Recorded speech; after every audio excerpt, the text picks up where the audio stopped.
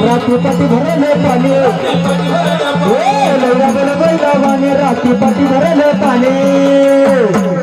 कष्टाला आलं नाही फळ एका जण केलं वाटू परिसराची चाळ एका जण कांद्याला वाटू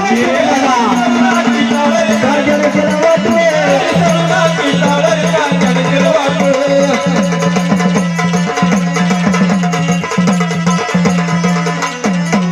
कांदा मार्केट मध्ये गेला